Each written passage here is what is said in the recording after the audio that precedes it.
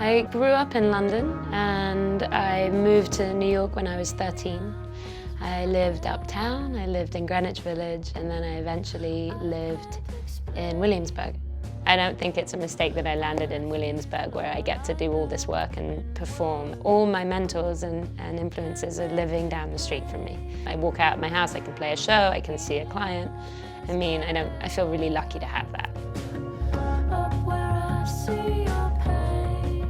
My father was in a rock band, so I grew up around a lot of musicians and people in the entertainment world. As a kid, I was always in choirs and I was always performing. I loved being part of a group. Being a front woman was a lot more difficult for me.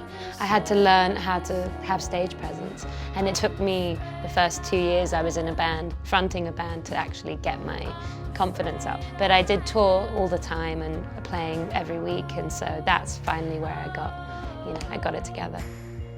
To be able to get up there and have that much fun and just know that people are having just as much fun watching you do what you love, I mean, there's nothing like it. I had such a preconceived idea of what I was supposed to do in my life because I grew up around so much of the thing I loved, and I ended up finding this just other world that I never would have imagined in a million years I'd be in.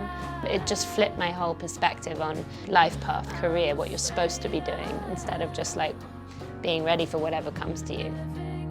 I do birth work, I help women have children, I'm a birth doula, and that is also part of me, but music never went away. But a doula is someone who assists the mum in labour and throughout the labouring process and then the birth.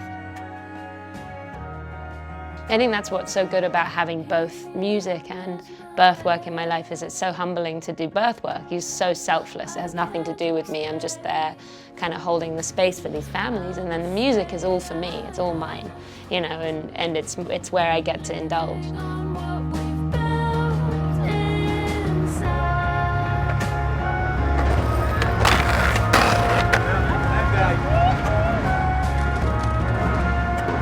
would have been my dream, when I was 17.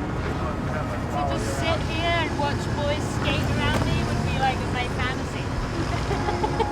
I can't explain.